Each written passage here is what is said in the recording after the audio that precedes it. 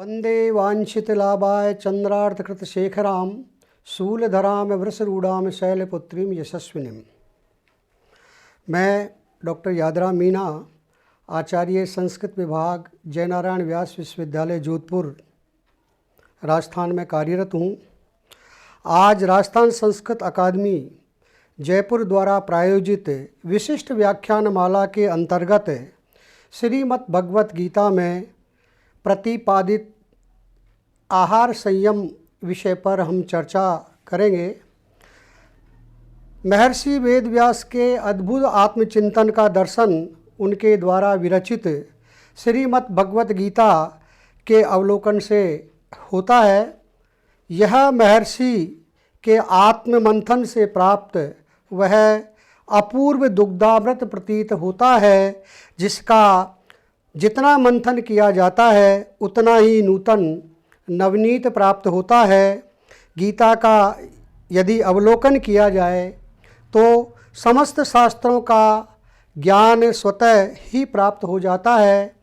श्रीमद् भगवत गीता में वेद व्यास जी ने कहा है, सर्वशास्त्रमयी गीता। गीता स्वयं भगवान के मुख अरविंद से निकली है, इसलिए उसे सभी शास्त्रों से बढ़कर कहा जाए तो कोई अत्युक्ति नहीं होगी। स्वयं महर्षि वेदव्यास का कथन है, गीता सुगीता कर्तव्या किमन्ययी शास्त्र संग्रही या स्वयं पद्मनाभस्य मुख पद्मात विनिष्ठा। जैसा कि श्रीमद् भगवत गीता में आहार संयम के विषय में अनेक प्रकार के उद्धरण प्राप्त होते हैं और भोजन है वह हमारे जीवन की सर्वाधिक मौलिक आवश्यकता है। यह समस्त प्राणी जगत में दृष्टिगोचर होता है। आहार निद्रा भय मैथुनम च एतत् पशुभिः नराणाम समानम। कोई भी मनुष्य बिना वस्त्र बिना मकान के अपना पूरा जीवन निकाल सकता है, किंतु भोजन प्राणी मात्र की मूलभूत आवश्यकता है। साधारण रूप से यह समझा जाता है कि भोजन की प्रक्रिया बहुत ही स्थूल है। व्यक्ति कुछ भी खाकर अपनी उदर पूर्ति कर ले, इससे उसकी प्रकृति पर कोई प्रभाव नहीं पड़ता, किंतु वस्तु स्थिति इसके विपरीत है। छांदोग्योपनिषद में कहा गया है, जैसा अन्न होगा उसी प्रकार का मन होगा। अन्नम मयम ही सौम्यम मनः। जो अन्न हम खाते हैं वह क्रमशः वैश्वानर अग्नि के प्रभाव से सूक्ष्मतर होता चला जाता है और रस से रक्त मांस मज्जा आदि बनते हैं। अंत में वीर्य बनता है। वीर्य अन्न का पार्थिव दृष्टि से सूक्ष्मतम ओज माना जाता है। यह ओज हमारे शरीर के चारों ओर आभा मंडल के रूप में है, किंतु यह भी अन्न का आंतरिक रूप है। ओज से भी सूक्ष्म मन है। मन अन्न का ही सर्वाधिक सूक्ष्म रूप है। वीर्य ओज में और ओज मन में बदलता है। इस प्रकार वीर्य पार्थिव है तो ओज है वो आंतरिक्ष है और मन दिव्य है। इस प्रकार से अंत ही अंतिम सूक्ष्मतम अवस्था में मन बन जाता है। इसलिए शास्त्र कहता है कि आहार शुद्ध होगा तो मन भी शुद्ध होगा। आहार शुद्धौ सत्व शुद्धि, इस प्रकार का छांदोग्योपनिषद में कहा गया है। श्रीमद् भगवत गीता में गुणत्रय के आधार पर स्थूल रूप से मनुष्य व्यक्तित्व के 3 प्रकार हैं, सात्विक, राजसिक और तामसिक। इनमें सात्विक व्यक्ति को रसपूर्ण, स्निग्ध, सुपाच्य, हृदय को सशक्त बनाने वाला प्रिय होते हैं। उसके भोजन करने का प्रयोजन शरीर की दीर्घकालिक स्थिति, प्राण शक्ति, शारीरिक शक्ति आरोग्य तथा प्रेम की वृद्धि है।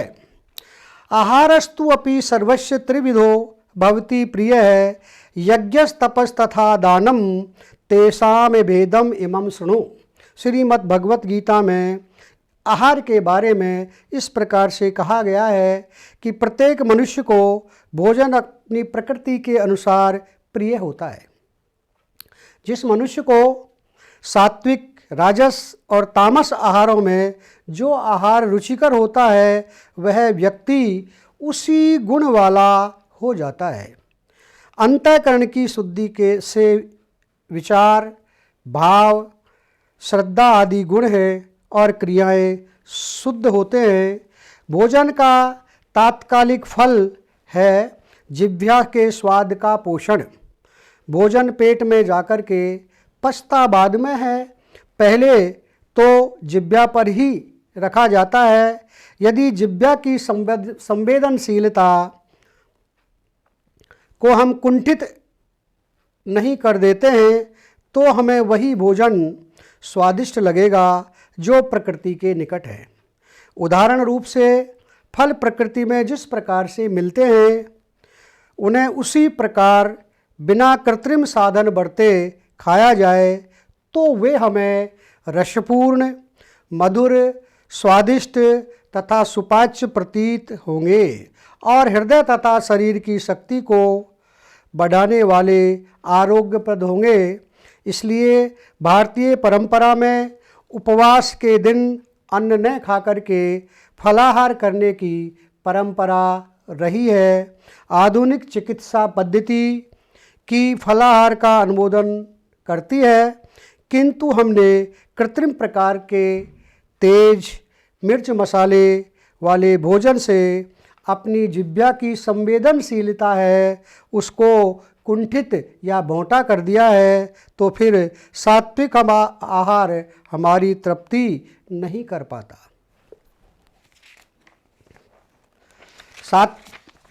सात्विक आहार है, सर्वप्रथम यह महत्वपूर्ण है कि यदि भोजन अर्जित करने में हमने अनुचित साधनों का प्रयोग किया है तो फलाहार भी सात्विक नहीं रह जाएगा।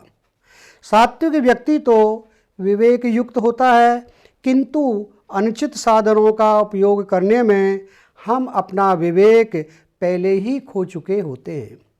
फिर हम कुछ भी क्यों न खाएं, वह सात्विक भोजन की श्रेणी में नहीं रह जाता। भोजन करने के पीछे हमारा क्या भाव है? निश्चित रूप से भोजन से ही शरीर की स्थिति बनती है, किंतु शरीर अपने आप में साध्य नहीं है। शरीर धर्म का प्रथम और मुख्य साधन है। शरीरम आद्य खलु धर्म साधनम। अतः भोजन का उद्देश्य शरीर की स्थिति आरोग्यता के द्वारा धर्म संपादन की सामर्थ्य प्राप्त करना है, न कि शरीर का पोषण। यह भाव आते ही भोजन की साधना का एक अंग बन जाता है, वह भोग नहीं योग बन जाता है। तब हम स्वतः ही भोजन करते समय शांत सौम्य भाव रखेंगे। श्रीमद् भगवत गीता में सात्विक आहार के विषय में कहा गया है, आयु सत्व बलारोग्य सुख प्रीति विवर्धना रस्याः स्निग्धा स्थिरा हृदय आद्या सात्विक प्रिया। आयु, बुद्धि, बल, आरोग्य, सुख और प्रीति को बढ़ाने वाले, रसयुक्त, चिकने और स्थिर रहने वाले तथा स्वभाव से ही मन को प्रिय आहार अर्थात भोजन है करने के पदार्थ सात्विक पुरुष को प्रिय लगते हैं। आयु का यहाँ अर्थ उम्र या जीवन की अवधि का बढ़ाना, आयु का बढ़ना माना गया है। सत्व का अर्थ है बुद्धि का निर्मल, तीक्ष्ण, यथार्थ तथा सूक्ष्म दर्शनी होना ही सत्व को बढ़ाना है। बल का अर्थ है सत्व कार्य में सफलता दिलाने वाली शारीरिक और मानसिक शक्ति। इस आंतर और बाह्य शक्ति को बढ़ाना ही बल कहलाता है। मानसिक और शारीरिक रोगों को नष्ट करना आरोग्य है। हृदय में संतोष, सात्विक प्रसन्नता और मुख आदि शरीर के अंगों पर शुद्ध भाव जनित आनंद के चिन्हों का प्रकट होना सुख है। इसकी वृद्धि सुख को बढ़ाना है। उपर्युक्त आयु, बुद्धि और बल आदि को बढ़ाने वाले दूध, घृत, शाक, फल, चीनी, गेहूँ और जौ, चना, मूंग और चावल आदि सात्विक आहार हैं। श्री कृष्ण ने रस्याः स्निग्धाः स्थिरा और हृदय आहारों की निम्न प्रकार से व्याख्या की है। दूध, चीनी आदि रसयुक्त पदार्थों को रस्या कहते हैं। मक्खन, घी तथा सात्विक पदार्थों से निकले हुए तैल आदि स्नेहयुक्त पदार्थों को स्निग्धा कहा है। जिन पदार्थों का सार बहुत काल तक शरीर में स्थित रहता है, ऐसे ओज उत्पन्न करने वाले पदार्थों को स्थिरा कहा है। जो मलिन और अपवित्र नहीं है तथा देखते ही मन में सात्विक रुचि उत्पन्न करने वाले हैं, उन्हें हृदय कहा है। श्री कृष्ण भक्ष्य, भोज्य, लेह और चोष्य इन 4 प्रकार के खाने योग्य पदार्थों को ही आहार कहते हैं। श्री कृष्ण ने कहा है, मैं ही सब प्राणियों के शरीर में स्थित रहने वाला प्राण और अपान से संयुक्त वैश्वानर अग्नि होकर 4 प्रकार के अन्न को पचाता हूँ। अहम वैश्वानरो भूत्वा प्राणीनाम देहम आश्रिभ्य प्राण अपान समायुक्तः पच्यमानम चतुर्विधम। यहाँ 4 प्रकार के अन्न का उल्लेख किया गया है। प्रथम अन्न दांतों से चबा करके खाया जाता है, वह भक्ष्य कहलाता है। जैसे रोटी, सब्जी, फल, भात आदि निगल करके खाया जाने वाला दूध, रबड़ी, पानी आदि को भोज्य आहार के अंतर्गत रखते हैं।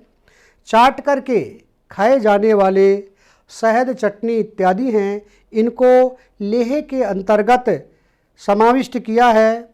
और जो चूस कर खाए जाने वाले ऊख या ईख इत्यादि हैं, इनको चोष्य आहार की श्रेणी में रखा गया है। इस प्रकार से सात्विक आहार करते समय मन का भी शांत होना आवश्यक है। भोजन से पूर्व भारतीय संस्कृति के अंतर्गत हाथ पैर धोने की परंपरा रही है। आज यह तर्क दिया जाता है कि हम तो चम्मच आदि से भोजन करते हैं, फिर हाथ धोने की क्या आवश्यकता है। हाथ पैर केवल शारीरिक स्वच्छता की दृष्टि से नहीं धोए जाते, अपितु मानसिक शांति की स्थिरता के लिए भी धोए जाते हैं। हम आज भौतिकवादी युग में जूते पहनकर भोजन करते हैं, किंतु मानसिक दृष्टि से विचार करें तो पता चलेगा कि जूते पहनते ही हमारे मन में त्वरा का भाव उत्पन्न हो जाता है। इस प्रकार से कि जीवन शैली का अभिशाप, उच्च रक्तता, मधुमेह, हृदय रोग इत्यादि अन्य रोग हमारे शरीर के अंतर्गत प्रविष्ट कर जाते हैं।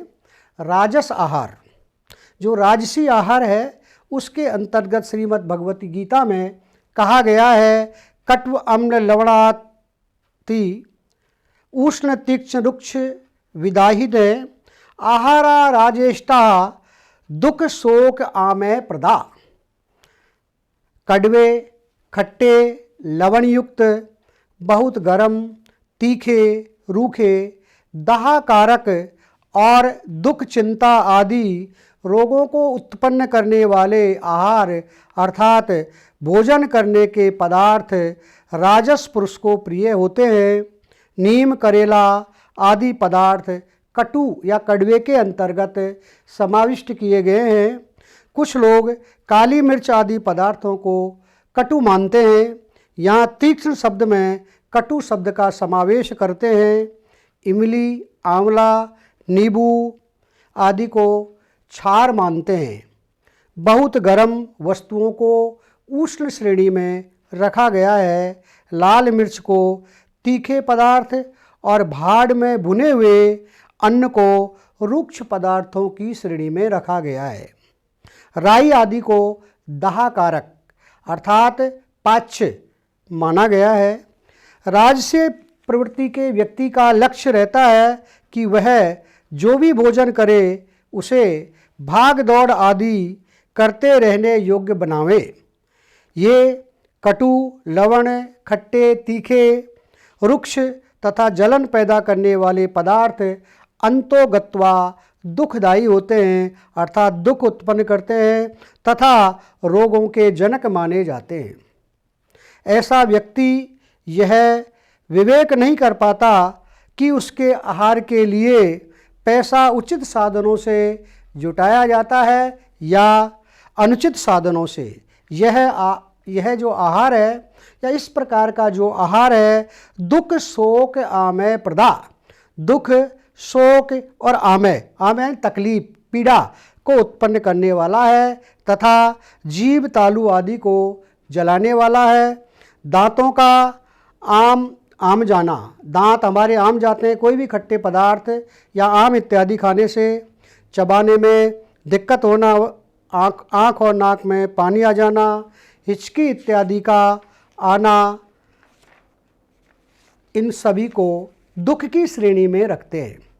आजकल त्वरित भोजन, जिसे हम फास्ट फूड कहते हैं, का प्रचलन बहुआयत मात्रा में देखने को मिलता है। इस चीज़ का प्रचलन है, उसके नाम से ही हड़बड़ी का हमें आभास होता है, त्वरा का आभास होता है। हमारे भोजन आदि बनाने का समय नहीं है हमारे पास, इसलिए डिब्बों में बंद, जिसे पैक्ड फूड या जंक फूड का नाम देते हैं, इस प्रकार के भोजन का वर्तमान समय में प्रचलन बढ़ रहा है। चिकित्सक ऐसे भोजन की हानियां बता करके उसे परहेज का परामर्श देते हैं। चिकित्सक की सलाह यदि हम माने तो इस प्रकार के भोजन का हमें निषेध करना चाहिए। यह सब रजोगुण का प्रभाव है जो प्रवृत्ति को तो करा देता है किंतु प्रवृत्ति में विवेक नहीं रहने देता, ज्ञान नहीं रहने देता। तीसरे प्रकार का भोजन है तामस आहार।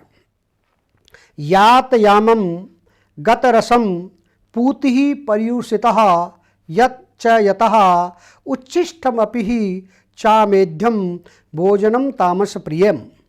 जो भोजन अधपका, रसरहित, दुर्गंध युक्त, बासी और उच्छिष्ट है तथा जो अपवित्र भी है, उसको तामस पुरुष को इस प्रकार का भोजन प्रिय होता है। यहाँ पर यातयामे का अर्थ अधपका कहा गया है। अधपका उन खाद्य पदार्थ या फलों को समझना चाहिए जो पूरी तरह से पके नहीं हो अथवा सिद्ध होने में, सीजने में थोड़ी कमी रह जाती है। गत रसम उस भोजन को कहा जाता है जिसमें अग्नि आदि के संयोग से, हवा से और मौसम बीत जाने के कारण जिन पर रस युक्त पदार्थ का या रस जिनका सूख गया है, ऐसे जो रस है, ऐसे भोजन है, उसको गत रसम के नाम से जाना जाता है। पूति उन पदार्थों को कहा जाता है जो स्वभाव से दुर्गंध युक्त हैं, जैसे लहसुन, प्याज आदि, और जिनमें क्रिया से दुर्गंध उत्पन्न हो, उनको पूति के नाम से जाना जाता है। पहले दिन बनाए गए भोजन को पर्युषितम कहा गया है। रात बीत जाने से ऐसे जो खाद्य पदार्थ हैं उनमें विकृति उत्पन्न हो जाती है और उनको खाने से नाना प्रकार के रोग हमारे शरीर में उत्पन्न होते हैं। उन फलों को पर्युषित या बासी समझना चाहिए जिन्हें पेड़ से तोड़े हुए बहुत समय हो गया है और उनमें विकार उत्पन्न हो गया है। अमेध्यम उन पदार्थों को कहा जाता है जैसे मांस, अंडे, हिंसामय और शराब, ताड़ी इत्यादि जो मादक द्रव्य हैं जिनको निषिद्ध माना जाता है, उनको अमेध्यम के नाम से जाना। ये पदार्थ स्वभाव से ही अपवित्र हैं। उनमें किसी प्रकार से संग दोष से किसी अपवित्र वस्तु, स्थान, पात्र या व्यक्ति के संयोग से, अन्याय या अधर्म से उपार्जित असत धन के कारण अपवित्रता आ जाती है। उन सब वस्तुओं को अमेध्य के नाम से जाना जाता है। इसके अतिरिक्त जिन वस्तुओं में दोष थोड़े हों या अधिक हों, वे सब वस्तुएं तामस भोजन के अधीन हैं, जैसे अफीम, गांजा, भांग, तंबाकू, बीड़ी, सिगरेट, अर्क, आशव तथा अपवित्रता से युक्त अल्कोहल। ये सारी पदार्थ हैं। ये यानी श्रीमद् भगवत गीता के अंतर्गत हमारे आहार में इनको हमको समाविष्ट नहीं करना चाहिए। तमोगुणी जो व्यक्ति होता है, तामस प्रवृत्ति का जो व्यक्ति होता है, केवल उसका एक ही उद्देश्य होता है, केवल अपना उदर पूर्ति करना या खाना। उसकी किसी काम में रुचि नहीं होती। तामस भोजन का दुष्परिणाम शरीर में विकृति या स्थूलता, मोटापा, जिसे आजकल ओबेसिटी के नाम से जाना जाता है, ऐसे भोजन करने वाले की समस्त शक्ति केवल भोजन को पचाने में ही लगती है। उसकी छल, कपट, चोरी, झूठ आदि विविध उपायों में गति रहती है, दृष्टि रहती है। ऐसा व्यक्ति अनुचित साधनों से धन कमाने में ही व्यस्त रहता है तथा ईमानदारी से धन कमाने वालों को वो व्यक्ति मूर्ख समझता है। तामसी स्वभाव वाले को मदिरा या मादक द्रव्य है वो अत्यंत प्रिय होते हैं, क्योंकि मदिरा व्यक्ति को तत्काल मूर्छा की ओर ले जाती है। उसमें व्यक्ति मदोष हो जाता है। इसलिए मदिरापान को शास्त्रों में पंच महापातकों के अंतर्गत माना गया है। 5 महापाप माने हैं, उनमें मदिरा को भी पंच महापातक की श्रेणी में रखा गया है। तो इस प्रकार से श्रीमद् भगवत गीता के अंतर्गत जो आहार संयम है वो गुणों के अनुसार स्थूल रूप से व्यक्ति के 3 प्रकार हैं, सात्विक, राजसिक और तामसिक।